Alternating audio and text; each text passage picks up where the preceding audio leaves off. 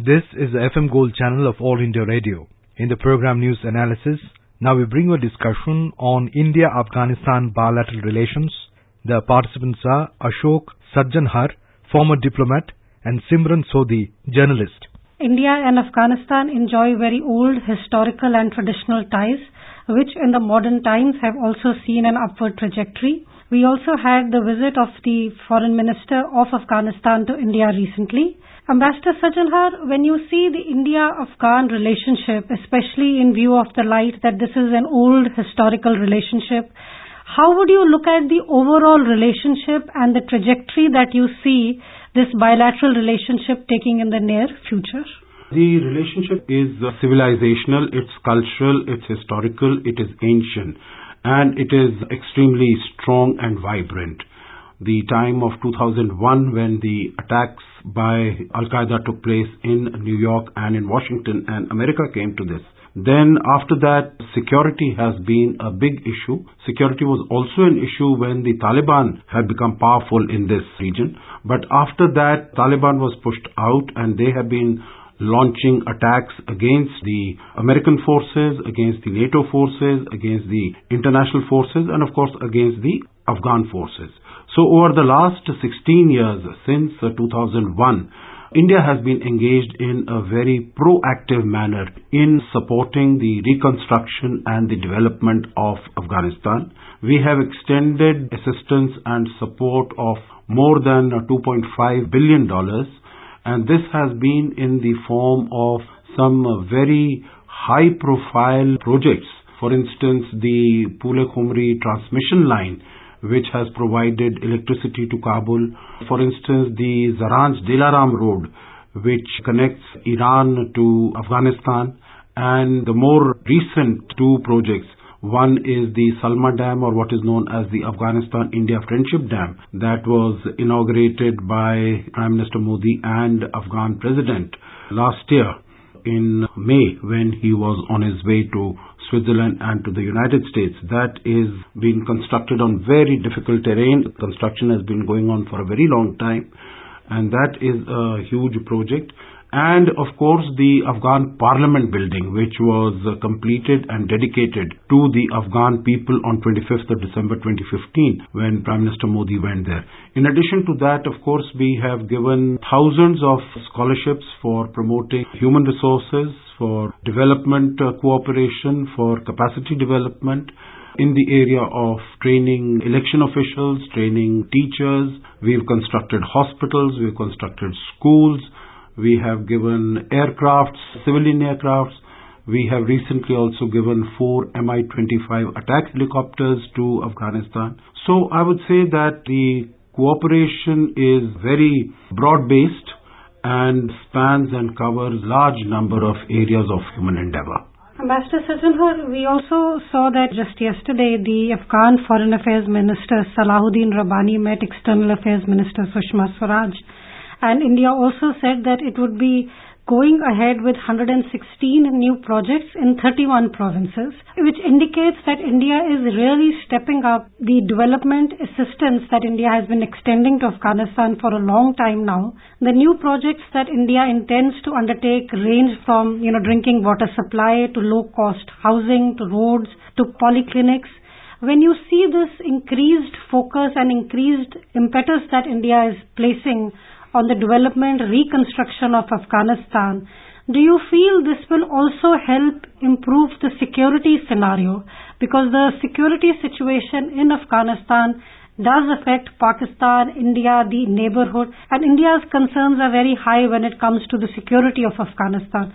So in a nutshell, is this development assistance going to finally help in getting a better security environment in Afghanistan? There is, without development, without economic growth, without providing jobs to the people, it is impossible to bring peace to any nation, to any society. And so also it is true as far as Afghanistan is concerned, because there is the cause of unrest and violence in Afghanistan is different to an extent, because it is being supported by Pakistan, the safe havens that are given to the Taliban, the sanctuaries that are provided to terrorist groups like the Haqqani Network and others. They are the ones who are sending these inimical extremist forces who are creating problems for the Afghan national security and defense forces. But in areas which are under the control of the Kabul government, economic growth and economic development is very essential. And as you put it very rightly, the new development partnership, as this is being called, this will cover a large number of areas, not only geographically, territorially, in 31 provinces, 116 high-value, high-profile projects.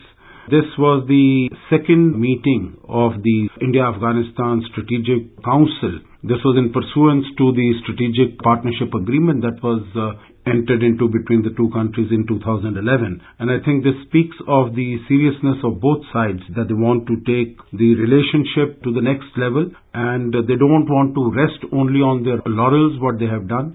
They know that there is much work that needs to be done. And in addition to all the projects that health, in the area of education, in the area of capacity development, infrastructure, road, water, across the board, there are 4 bilateral agreements that have been signed. The motor vehicle agreement has been signed, and others also in the area of health. There is also, since the last few months, there is an air freight corridor that has started operating between New Delhi and Kabul and New Delhi and Kandahar. And of course, going forward in future months, it is expected that other cities in India and Afghanistan will also be added, so that while we are not able to get access from India to Afghanistan through the land area because Pakistan does not permit it, but then we can use the air corridor. And also the motor vehicular agreement would provide the opportunity that when it does become available, then we'll be able to use that. Right now it has also been decided that about 170,000 metric tons of wheat will also be transported to Afghanistan through the port of Chabahar.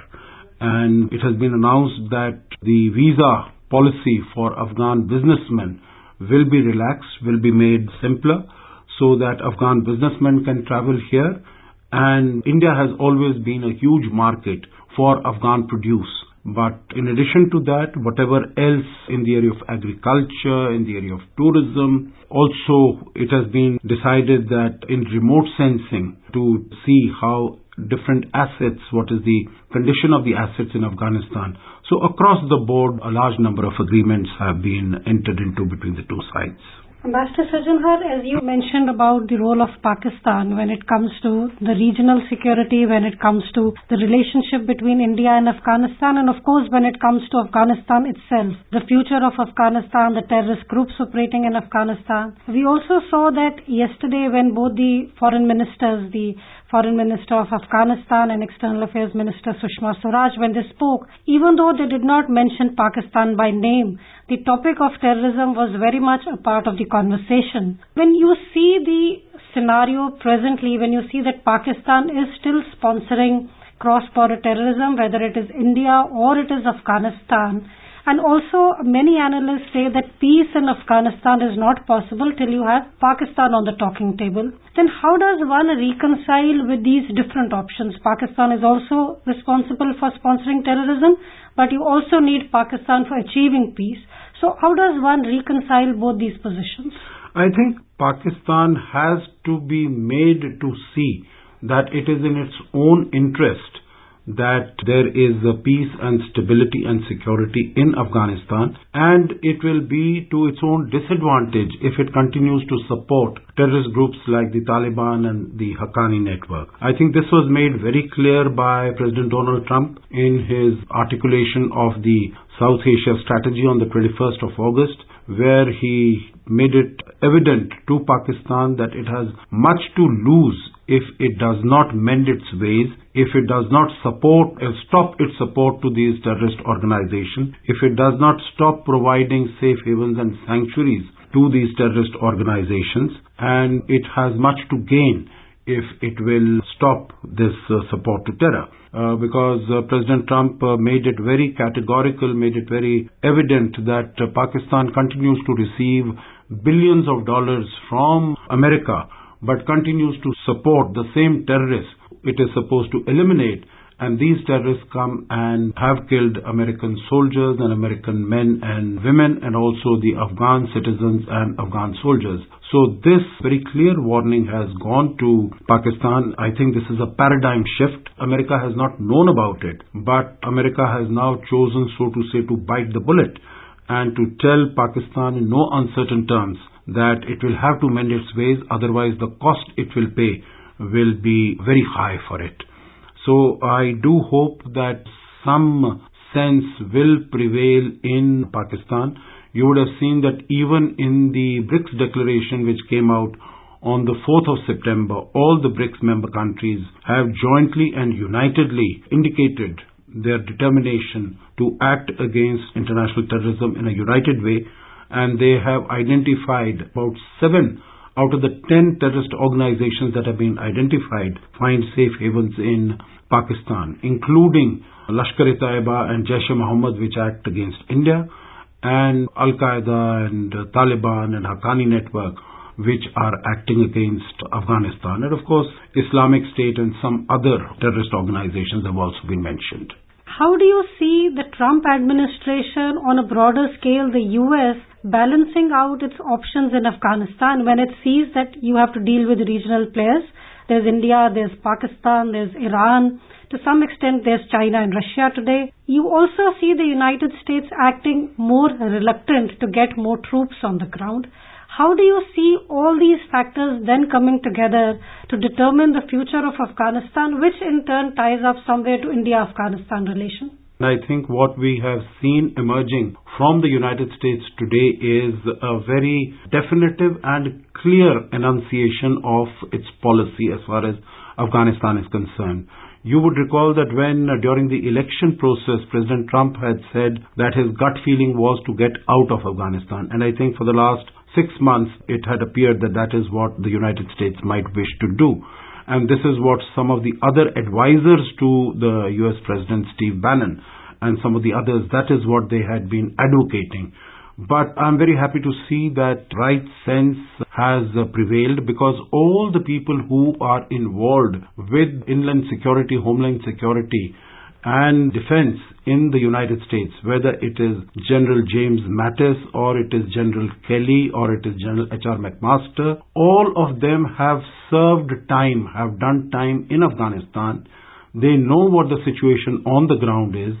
They know the perfidy that Pakistan has been committing in terms of support to terrorism, and they were able to, in the final analysis, able to persuade Donald Trump, the president, that it would be committing harakiri if they were to move out, if the United States were to move out, because it would leave the area open, leave the territory completely open for terrorist forces and for Taliban and the others. As it is, after 2014, when the US troops moved out and international troops moved out, the expanse under the control of Taliban has increased. Actually, today, Taliban has more territory under its control than it has had at any other time since 2001.